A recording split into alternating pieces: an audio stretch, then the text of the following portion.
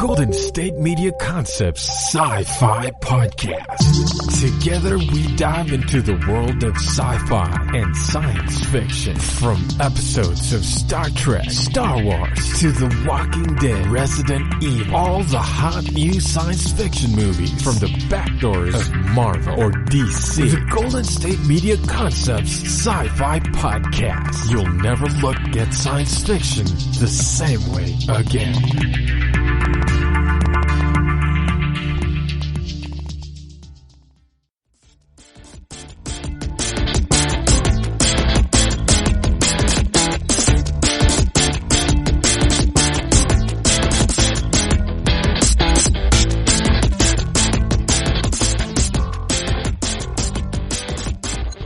Hello everyone, good evening, morning, afternoon, early morning, nighttime? Is nighttime different than evening? Regardless, welcome back to the GSMC Sci-Fi Podcast, brought to you by the GSMC Podcast Network. I am your host, Keith. I am the other host for the podcast is great too. She's probably also a classic overthinker. I feel like those types of people are generally attracted to science fiction, but I just identify myself as being the classic overthinker. So I'm your classic overthinker host for this podcast. I'm excited to have you, hopefully have you back, and also hopefully have you for the first time. So, if this is your first time listening, welcome. We're glad you're here. This week we're going to be talking, when I originally set out on this subject, we were going to be talking about something less heady than the last couple of episodes. But as I kind of wrote out the episode, I realized that it was going to be just as heady as all the other episodes, despite the fact that I tried to pick less heady references.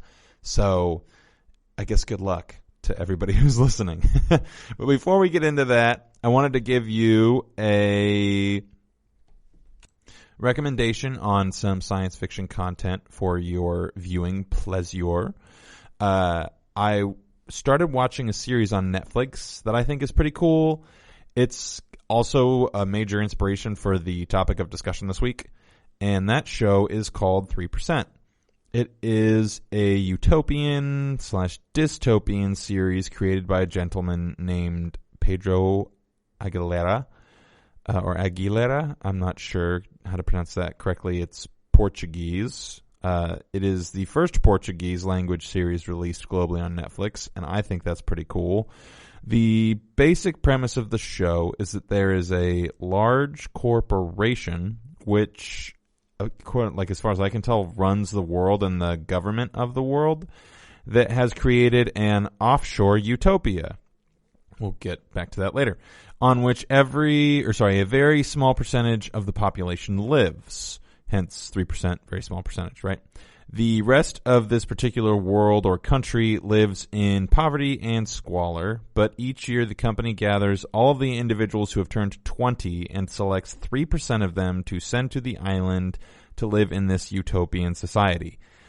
I don't know how necessary the science fiction-y elements of the series really are, as this premise could be completed in most settings, in my opinion. Like, you could do it in a medieval setting, and it would probably still be just as effective.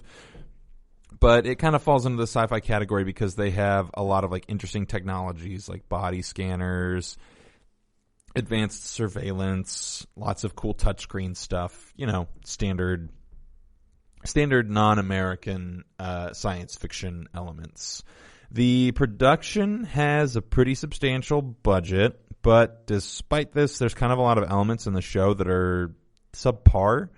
The dialogue isn't exactly the best thing ever. I've been watching the dubbed version. I am probably going to switch over to the subbed version for the next episode and see if it's any better, but it hasn't been exactly incredible, which is part of why I was so surprised that I liked the show enough to recommend it.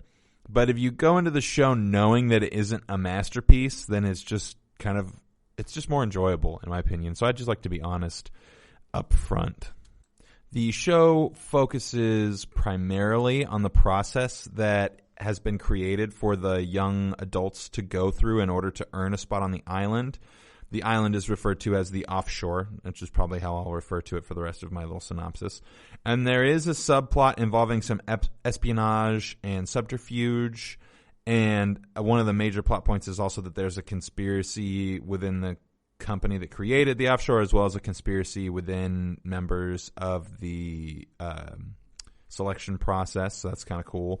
The most enjoyable thing about the show to me is the process by which the candidates are eliminated and the stakes of elimination. They do a good job of kind of establishing that this is an incredibly important event to the individuals who are participating in it, and that it means a lot. They even go so far as to kind of turn a belief in the process into a religious sect within the world outside of the Utopia. So I thought that was kind of a good way to draw the audience in. So I liked that element of it.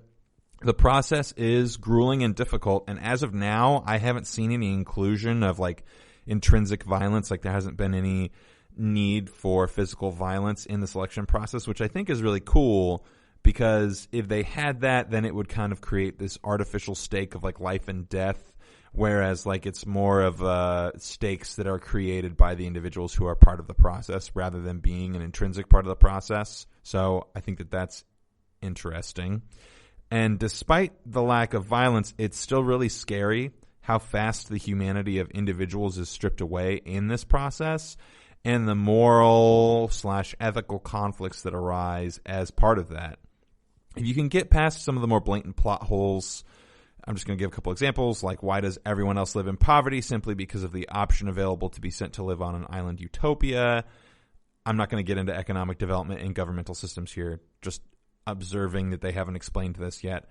Or how did the private company obtain complete power over an entire population? Which, again, also not explained. There's like brief reference to like the original founders as being some sort of like quasi-religious or sacred figures, but I'm not entirely sure how that's going to pan out. But if you can kind of overlook these things, then it's really an interesting show. So if you were able to overlook the blatant plot holes in the movie Parasite, which I'm not going to spoil for anybody, but there's a lot of plot holes that I was just like, that should have something to do with the story. If you could overlook those and enjoy Parasite, then you can probably do it for this, even though Parasite is much, much better made. And the reason that it's related to our topic today is that I am going to be talking about utopias, which also means I'm going to be talking about dystopias in science fiction. So I know what you're thinking, utopia, ?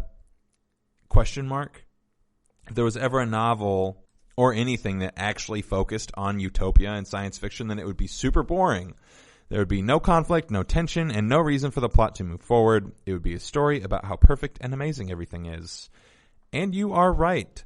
Most, if not all, science fiction novels that include the idea of utopia are from the perspective of an individual who believes, or is eventually led to believe, that the world they live in is, in fact, not a utopia, but a dystopia.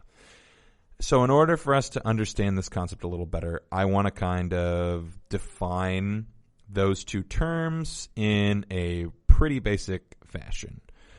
Utopia is, of course, the title of a book or novella, essay, whatever you want to call it, by an individual named Thomas More. Thomas More was an English lawyer, a social philosopher, an author, a statesman. I believe he was also he's a religious figure, and he's a noted Renaissance humanist, which I won't get into Renaissance humanism probably ever on this podcast unless we talk about like Renaissance science fiction. But that is just such a niche subject that I don't even think I want to broach it. But who knows? You can't predict the future. Maybe one day I'll pick up a substantial interest in it or something like that. The book by Thomas More focuses primarily on a society, I think almost exclusively on a society, in which there is true equality and individuals live in like nearly complete happiness and peace.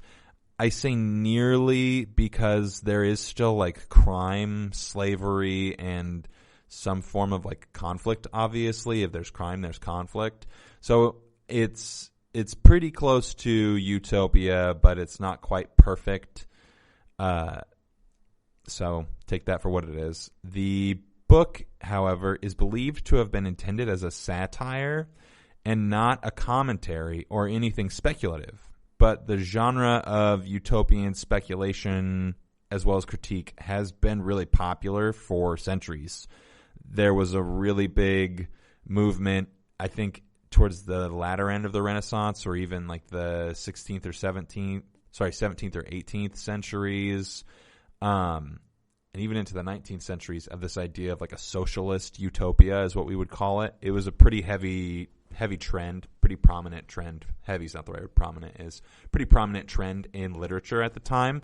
So if you're interested in getting into that, definitely check it out and let me know what you think. And that's not to say that that little brief synopsis covers the history involved in this particular subject, that being Utopia. But that's not what we're here to talk about. Like I said, Utopia in modern use has a pretty decided definition, and we'll get to that right after we go through this first commercial break. Want to find out what movies to go see? Then check out the GSMC Movie Podcast. It's your ticket to the latest movies, whether it's a new blockbuster event, romantic, comedy, or action flick. This show has got it all covered. They talk some what to go see now. Don't bother. What's hot on Netflix and everything in between. That's gsmcpodcast.com/movie-podcast. When it's all about the movies, it has to be this new show. Don't forget to like them on Facebook and follow them on Twitter. Visit gsmcpodcast.com for more info.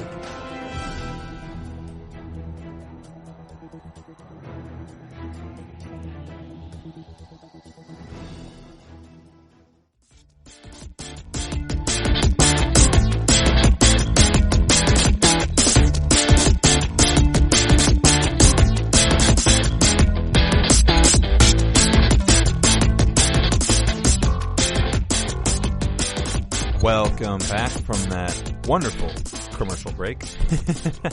So right before we left, I kind of teased you with a definition of utopia. So utopia in the modern sense of the word refers to an imagined place or state in which everything is perfect.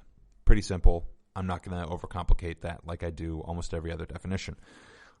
This is, of course, impossible and is so alien, there's that word again, that pretty much all books written in this vein, I think, can be pretty firmly slotted into the science fiction or fantasy genre. Though I would say most frequently utopia is achieved via like technological means or like a future timeline, chronological means. I think it's called chronotopia is the specific genre there. And that would mean in the distant future. So I would qualify most works that involve utopia or dystopia as being science fiction and not fantasy, especially considering that the idea of an actualized perfect is, again, profoundly alien in nature to our current interactions with the world. So, take that for what you will. Something that I discovered in researching this particular topic that I actually found pretty humorous is that the word utopia is based on a Greek word that means no place, rather than the Greek word that means good place. As in English, the difference between good and no is not substantially different in Greek. So they have relatively similar spellings, especially with the mechanics of the Greek language. And I believe that the current understanding of the word being antithetical to the antithetical. Sorry, I had to remember how to pronounce that word. To the original meaning of the root word comes from like a general misinterpretation of More's book as being a serious social commentary rather than its original intention as a satire. But that's kind of neither here nor there. I just wanted to mention that because I think it's funny. The genre or word that probably sounds more familiar to general lovers of science fiction is dystopia, which refers to an imagined state or society in which there is great suffering or injustice, typically one that is totalitarian or post-apocalyptic. That's a tongue twister to say those two words in a row. Most often in science fiction, when these two things are in conflict, it is due to the totalitarian part of that definition, which is the specific tension that I'm probably going to be taking a look at most here. Of course, I'm also probably going to, I think I mention or will be mentioning, at least in brief, the ideas of free will and utilitarianism, lots of isms, and their importance in the discussion. There are a seemingly infinite number of science fiction pieces to focus on here. So I'm going to be turning first to something that we've probably all seen, or at least if you're a fan of science fiction, it's highly likely that you've seen this. That's an episode of Rick and Morty as my first example. In the episode aptly titled Autoerotic Assimilation, it focuses pretty heavily on the ideas of free will, utopia, and the negative consequences of each in this particular iteration of the ideas, those ideas being utopia, free will, etc. In the episode, which is pretty standard for Rick and Morty, we're pretty rapidly introduced to the premise, and that is through the introduction of a being known as Unity. This being is a hive mind who, as part of her, I put her in quotes because it's kind of hard to gender something that doesn't appear to have a biological form in the story. Like, you don't ever see Unity as a biologic entity, but it is portrayed as being female. So her in quotes, Unity's development assimilates beings into one singular-minded collective consciousness by eliminating their free will, supposedly in exchange for a peaceful, somewhat egalitarian existence. There is, of course, like a wacky subplot in which we find out that Rick used to date Unity, and that is actually like kind of the big keys for character development, and they do kind of rekindle their nonsensical romance on this episode. But, you know, as is usual, that's not what we're here to talk about. I feel like I say a lot of asides. Summer is the most upset by the actions of Unity in her purpose, and throughout the entire episode, Summer is consistently lobbying for the freedom of the individuals on the planet, though her tune does change a little bit towards the end. But when the individuals of the planet do acquire some freedom, this comes from Unity losing a little bit of control over the populace because of certain antics that are happening outside of, or as part of her rekindling the relationship with Rick. The populace promptly begins a race war based off of the shape of a particular part of their anatomy, which is pretty funny. After witnessing the consequences of free will in juxtaposition to the prosperity and efficiency of a fully unified society, Summer realizes that the results of Unity are much more desirable than the loss of free will, or at least she kind of indicates this. This, or that, is, of course, an entirely different debate, which we will now briefly examine, as is normal for me. I can't mention anything without at least talking about it a little bit. In this particular iteration of a utopia, we are kind of called or pushed to ask the question, what is the importance of free will? And does the importance of free will supersede the prosperity of society? This is kind of a utilitarian question. There are a number of different trains of thought on this particular topic, as most utopias, if not all of them, do rely on the relinquishing of free will in order to achieve prosperity for the general populace. But is that forced relinquishing of free will really a utopia? Or do all instances of this type of utopia qualify as totalitarianism and therefore fall into the category of dystopia? That's kind of a question that we have to wrestle with. And in my opinion, I would argue that yes, they do in fact qualify as dystopia. A great example of this is actually in that show that I recommended at the top of the episode, the 3%. In that show, the majority of the general populace has seemingly willingly relinquished their free will to the will of the company, as they allow themselves to be subjected to the selection process. And this is the big crux of this argument, as the general idea here is that free will is relinquished to a singular individual or entity in order for this utopian society to be achieved.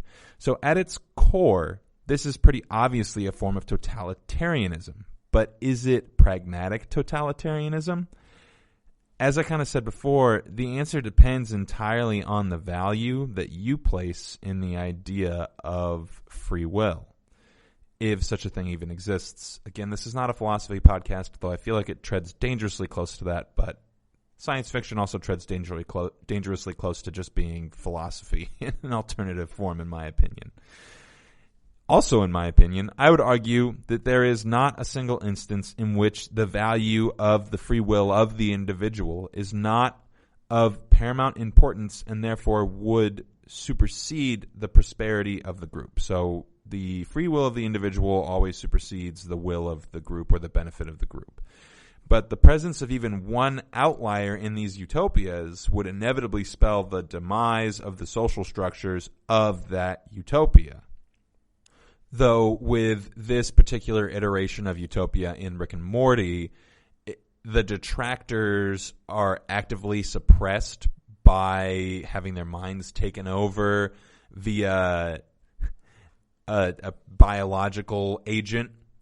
So it's not so much of a problem for the hive mind because they can forcibly assimilate individuals into their collective consciousness. So we're going to have to kind of look at a different example in order to kind of understand what it looks like to have detractors and what impact that those detractors have on like the storyline and the tension. Which means we're going to have to turn our eyes towards the more like synthetic utopia that was often portrayed in the dystopian novels that we read in high school or any of those classic early 20th century dystopian novels. Those are kind of like the best examples that we're going to have access to. But the question that I have here that's going to kind of change the way that we're looking at those, I will get to right after this commercial break. Tired of searching the vast jungle of podcasts? Now listen close and hear this out. There's a podcast network that covers just about everything that you've been searching. Hey! The Golden State Media Concepts Podcast Network is here.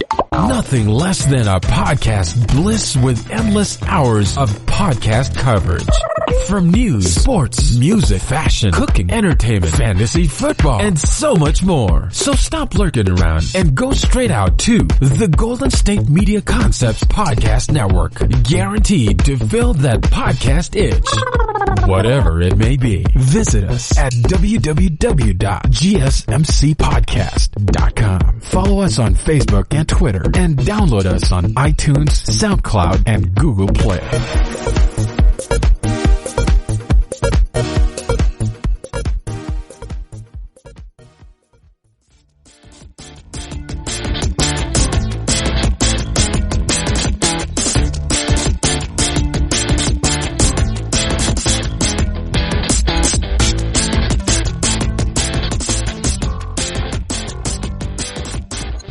Welcome back once again. So right before we went to the break, I had kind of introduced that we were going to take an alternative look at some things that we might be more familiar with, depending on what curriculum you had in high school. I might be aging myself here. I was born in 1990, so my curriculum in high school was probably substantially different than a lot of the listenership here, just because that curriculum changes quite frequently. But what I kind of want to look at is that are these dystopian novels really dystopian? Like, is this dystopia really a dystopia? Or are they dystopian in our perception of them because of the character that the author uses to tell that story? For this particular examination, I want to look at the society created in Fahrenheit 451.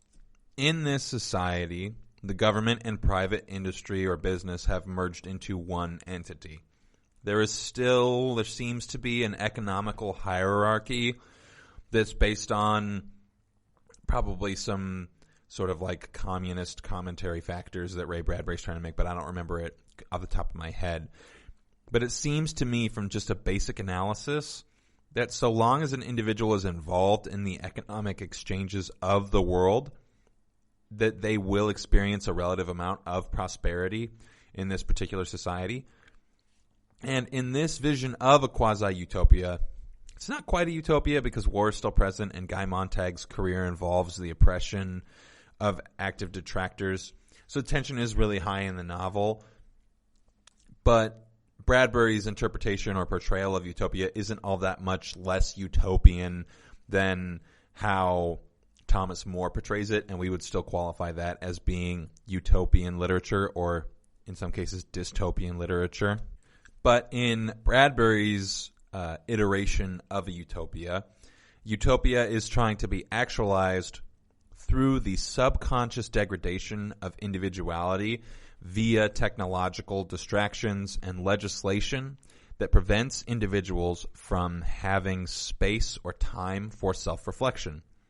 This includes the outlawing of books, the creation of minimum speed limits, things like that, like small things that we wouldn't think about that are accidentally or more like on purpose manipulating us into lacking individuality. Now, as I mentioned before, this is not a fully actualized utopia, but for the sake of discussion, I wanted to examine it as if it were fully actualized and talk about whether or not it could be considered a utopia, just like I did with the last example, while the population of the world only passively or subconsciously surrenders their free will / individuality. The primary necessity for this particular version of utopia is a substantial change in the value system of individuals. The book gets right into this change in values by introducing the availability of drugs that inhibit and regulate mental and emotional function. But individuals are not forced to take these drugs, they voluntarily do so. They are probably manipulated into taking these drugs via the distribution and content of entertainment in this world. So I think there's mention of like advertisements for certain drugs to make you feel certain ways. And that is another primary conflict between Guy and his wife, the means of entertainment distribution. Because his wife is advocating for the installation of those entertainment methods, which are essentially just TVs that are as large as walls, and it's like a sign of economic value or societal value to have a room with all four walls being TV screens. And they have a constant stream of, these TV screens have a constant stream of government-approved, low-grade entertainment it doesn't involve anything of substance, and they also serve as a communication device, like a means of communication, like telescreens. I think that might be exactly what they're called, as telescreens. And the content being kind of like worthless or banal is especially true because literary content and all, like most creative content that would call into question like someone's values or meaning that they put into the world, it's banned in all forms. Like even the Bible is banned in this world. My question is, can utopia be achieved via these means? As in the means of a subtle manipulation of the human populace into a bland, pacified existence? Bradbury would argue no. That's part of why he wrote the book. He believes that the power of individuality is too great for oppression that is that obviously sinister. I, however, would argue that Bradbury isn't correct. Something that I notice frequently is like in things around me and in individuals around me, and including in myself, of course. I'm never exempt from any of my examples. Something I've noticed frequently is the dissonance between a perceived evolution of the human race and the actual biological evolution of the human race or human species, whatever word you want to use. They're pretty much interchangeable in this context. We societally believe that the human species generally has the capability to be aware of their more basic biological functions than we actually are, or they, when referring to the human as a species, humanity as a species, than they actually are. So they're not as aware of the basic biological components. As a species, the same as is at the core of any other organism on Earth, and applies to the laws of physics. We as humanity are designed or coded to take the path of least resistance in all things, just like water. And individuals who do not do that are outliers. And just to kind of address a counter argument that I'm sure people are going to say, one counter argument might be, what about people who are self-destructive as part of their makeup? Which is something that is examined in a lot of other good science fiction pieces that I have enjoyed. I would argue that that particular behavior is a result of the dissonance that exists between our perception of the self and the biological components of our body. That same dissonance that I was talking about before. I think I can use that example to kind of elaborate on why I think that to be true and why like self-destructive behavior is a good example of this and not actually a counter-argument. In my opinion, our self-perception conflates emotions with survivability. What I mean there is that we believe how we feel directly correlates with our ability to survive different situations. At some point in time, this was a really valuable and desirable trait. That's why it has continued on as part of our genetic makeup. But the consequences of this in the developed world are that as we lose contact with the things that used to be threats to our survival, such as predation and starvation, just as an aside, starvation is something distant to a developed nation, and I know there are, of course, marginalized individuals within those developed nations' populations. Lots of rhyming and shuns. I'm just speaking in generalities for the sake of the argument. So our emotions and belief of our survivability are directed towards things which we are taught are indicative of our reproductive potential or of our survivability. And those two things are no longer reliant upon, well, one, upon each other. It's much easier to survive now. But if you are looking to survive, you're not looking to survive an attack from a predator. You're looking to survive just the more benign kind of like nuisances that arise in a developed world. And that dissonance or conflation that I'm talking about earlier, I think, in my opinion, is what causes self-destructive behavior. As we adapt and mimic behaviors of our childhood coping mechanisms into our adult life. So those coping mechanisms and negative behaviors become the path of least resistance because of their familiarity to us. And because we are so familiar with and we naturally are inclined to take those as our path of least resistance, we continue to emulate them into adulthood, and that is perceived as being self-destructive, but I don't believe that we are as active of an agent in that process as we would kind of generally believe ourselves to be. I think that that comes from a misdirection of survival instincts that are present in the genome or the genetic makeup of humanity as a species. And we're just continuing to mimic that behavior which was modeled for us by our parents because they have similar social values based off of the development of the world around them. And now that that tangent is done, we're going to take another quick commercial break. When we get back, I'll get back on topic, I promise. Watching TV has changed over time. Streaming has become the new norm. That's why Golden State Media Concepts television podcast dives headfirst to the world of cord cutting. Want to be on the loop of what's hot in Netflix? Or if it's not a preference, what about original shows in Hulu? We've got you covered. Join us as we fill in the blank and talk about movies to stream and what show you should be binging. This is the Golden State Media Concepts television podcast.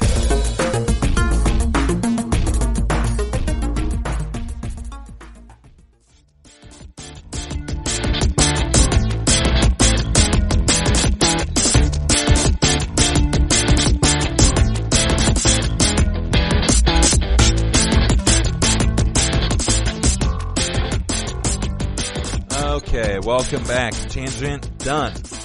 So what does all of that have to do with the potential actualization of Utopia, which has been the subject of this podcast the entire time? Because of all this dissonance, we as individuals are not inclined to notice things that slowly steal away those things or the things that we believe make us special as a species. And I'm going to enter into some social commentary here. This is all just my opinion, and I want to emphasize that it's totally neutral. I'm not advocating for anything, just trying to make an objective observation about the way that we interact with the world, just trying to have some critical thought about this particular subject. So you can see this or those things as in the dissonance of individuals making it hard for them to notice that they're slowly losing things that make them individuals. You can see that in our everyday life with the consuming prevalence of things like obesity, social media, mass media, and a desire for reliance on responsibility deferral. Bradbury's novel, and this is part of what makes it so great, focuses heavily on the use of those exact mediums to allow the population to willfully oppress themselves. This also makes the novel an excellent piece of speculative literature. I do really love this book. It's one of my favorites. I think it's written almost impeccably. And in it, Guy's wife, Guy being the main character, is consumed by the mindless entertainment and vapid conversation provided by her wall screens. She is completely bought into the function and laws of the time, and she has had multiple overdoses on the mentally suppressing drugs that are provided to her, and those overdoses have little to no consequences. It's basically like having a hangover. She is a perfect representation of that moving of the needle in society to willful oppression, which in some capacity leads to utopia.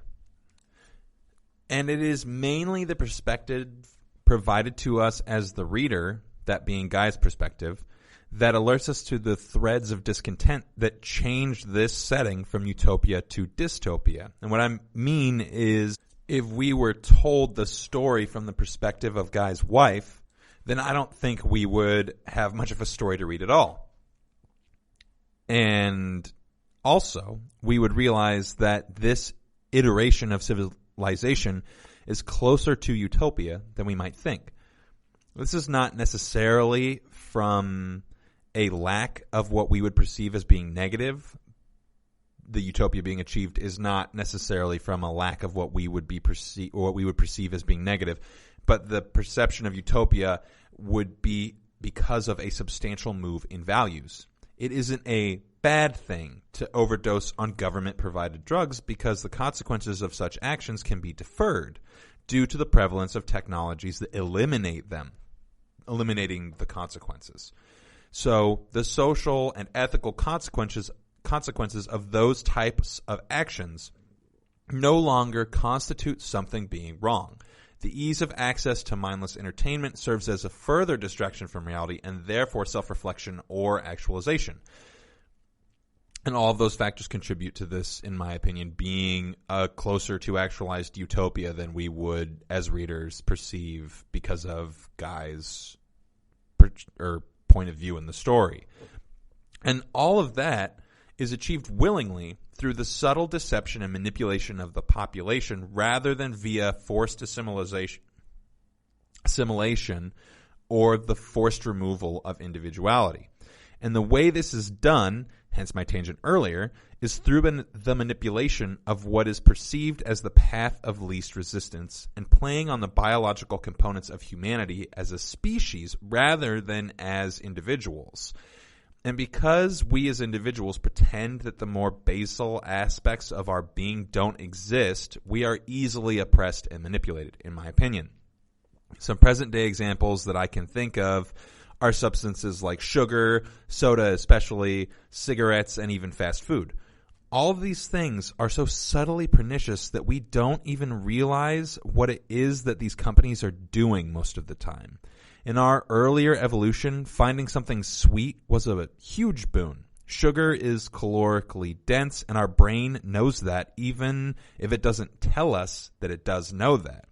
So there are hormones released when we consume sugar that tell us subconsciously to eat more sugar. Same applies with like salt and fat. And because in our earlier stages of civilization, food was so scarce, we would gorge on the food that was available before it went bad, because our brain also knew that it would go bad. Hence why soda sizes seem to be continuously growing. Not to sound like an old person, by the way. I think this is just factual observation in some capacity, at least in my opinion. And it's also why fast food can cram more and more calories into its food. Just look at the latest Carl's Jr. / Hardee's burger. It's got like a fried piece of cheese on top of it, which is like simultaneously sounds delicious and gross at the same time. I love fast food. It's a guilty pleasure of mine. So I am really talking about myself in this. Companies prey on the instincts that we pretend don't actually exist. We are inclined to consume because of the biological function of our bodies to perpetuate our existence and increase our likelihood of reproduction, which is a metaphorical form of immortality. And the easiest way to acquire calories necessary to our survival is through the consumption of calorically dense foods, i.e. foods containing sugar and fat, which is why we eat a ton of them. And hence why I mentioned obesity earlier, because bad nutrition is the primary cause of that particular thing. Social media and other forms of baseless entertainment do the exact same thing as well. Like the show The Bachelor or The Bachelorette, absolutely baseless entertainment in my opinion. Doesn't mean I don't have a group of people that I watch it with. I just know that ultimately it's, again, in my opinion, it's trash. Those things manipulate the social validation needs that we have as a species to capture and keep our attention while showing us like products and experiences that make us feel those base needs for social interaction are like being met or they're not being met, depending on what the company is trying to accomplish. And these companies have gotten this practice down to a science, even going so far as to hire psychologists and behavioral experts in order to create an experience for users that maximizes their subconscious response to the platform. In the same way that the entertainment provided by the wall screens in Fahrenheit 451 placates the needs of individuals and encourages a sedentary lifestyle, which inhibits critical examination of the world. So ultimately, just as was the case with Unity, the path to Utopia is decidedly marked by the destruction of the individual by either involuntary or voluntary means. Right, so involuntary being forced assimilation into a hive mind, voluntary being subtly manipulated until you lack individuality because you've been placated so much. But what both of those things do is highlight the necessity of an intrinsic change in values that is necessary for the actualization of utopia. So now I'm sure you're all wondering, it's the burning question on your minds, Keith, if you had to pick, which one would you pick? The utopia of unconscious or forced assimilation, or the utopia of manipulation and false choice? First off, I don't know if this is necessarily like a true dichotomy in this particular genre, and I'm not sure if there are other examples of utopia where choice is a more active agent. But I will say utopia is often portrayed as dystopian or horrifying because in order for it to be achieved, we must acquire a set of new and alien, again with that word, beliefs or values, which to us as individuals now may seem terrifying or sinister, but to those who would live within it, it would be a utopia, so it would be perfectly normal and literally perfect. Ultimately, I would have to say that I would rather be forced to assimilate and become unconscious of the idea of self or free will, because the fictional presence of choice just sounds like the scariest thing in the world. It sounds scarier to me than anything else. A forced assimilation, in my opinion, constitutes a substantial enough change in the self that the original self would no longer exist. And that's something that I'm much more okay with than the idea of my self-perception slowly slipping away into non-existence due to an overconsumption of non-substantive entertainment and forms of placation. That and the idea of false choice also sounds really terrifying to me. And again, I'm not sure that true utopia can exist in the second form that I'm discussing here. And I'll, just explain that very quickly. It's not that I agree with this statement, but as Ray Bradbury and numerous other authors would argue as to why that second form of utopia, the utopia of false choice that I'm talking about, can't exist, they believed that the necessity of individuality overrules the basal aspects of our human nature and would necessitate the destruction of that utopia. Because they believe that just as taking the easy path is a core aspect of the humanity as a species, the desire for freedom or free will is also a core aspect of humanity as a species. And this, I think, ultimately is a really westernized view of humanity as a species and is one of the sinister things present in our zeitgeist that allows for us to deny the reality of our more basal aspects, like our more base instincts. Humans develop behavior through imitation, and behavior is altered via even more subconscious means. It can be altered through banal multiple exposures that solicit normalization, through reward-based systems that operate behind the scenes in our minds, as well as a couple other factors.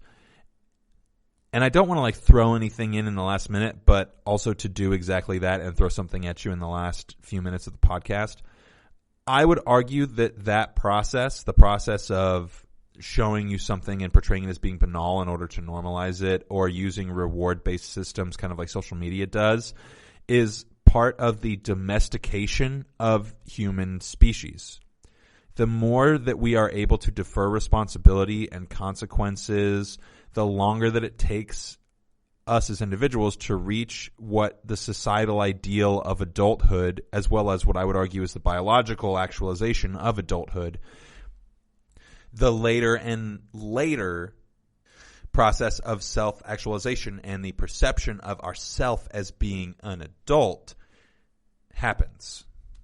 And I apologize if that statement is a little bit confusing. I'm basically just saying that the longer that we can defer adulthood as part of our lives, and I don't just mean perception of adulthood, I mean biological adulthood, that the more domesticated we are as a species.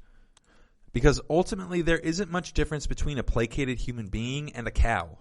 The process of domestication it's pretty, if you've ever wondered what it looks like, I kind of looked into the history of it.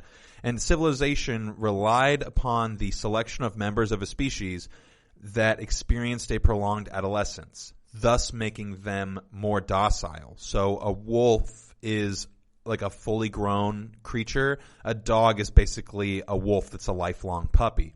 And eliminating consequences and responsibility for an individual's actions, that being a human's actions, is exactly how you prolong the perceived adolescence of an individual. Prolonged adolescence, domestication. And studies can prove that the development of the human mind can be shaped by external factors. And the factors present in those utopias, I believe, would mimic this genetically selected adolescence, ultimately leading to a more docile and malleable population that would perpetuate into later generations, thus allowing for the creation of utopias. But there still remains the argument that this process is unachievable, and I'm just not sure either way, but I do believe both sides deserve our consideration and credence. If the former is true, that being that we have it built into our code to desire freedom and that desire is intrinsic, then we have a lot less to worry about and must hope that it is intrinsically true enough for a substantial number of people so that the scales do not tip in the other direction. But if the latter is true, which I'm kind of inclined to think, and that is that we can be subconsciously manipulated into an alteration of our biology via the deferral of responsibility and the deferral of socially perceived adulthood, then we should be incredibly conscious and thoughtful about what we engage in and consume, because we as a species would be perpetually wavering on the tipping point of losing that which makes us most human, self-awareness or self-actualization. Anyway, I think that that's more than enough for us to ponder this week on this particular subject. So I'm going to leave you all with that kind of like thought bomb, word vomit, whatever you want to call it. Let me know what you think in the comments or the reviews. I would really love to hear your thoughts. And definitely come back next week. Not entirely sure what I'll be talking about. Hopefully it will be as interesting as I felt today was. I'm fairly confident that it will be. So thanks again for listening. Really appreciate you tuning in. If you could like, if you could subscribe, if you could share, that would be super appreciated. And as always, have a great week. You've been listening to the Golden State Media Concepts Sci-Fi Podcast, part of the Golden State Media Concepts Podcast Network. You can find this show and others like it at www.gsmcpodcast.com. Download our podcast on iTunes, Stitcher, SoundCloud, and Google Play. Just type in GSMC to find all the shows from the Golden State Media Concepts Podcast Network, from movies to music, from sports to entertainment, and even weird news. You can also follow us on Twitter and on Facebook. Thank you, and we hope you have enjoyed today's program.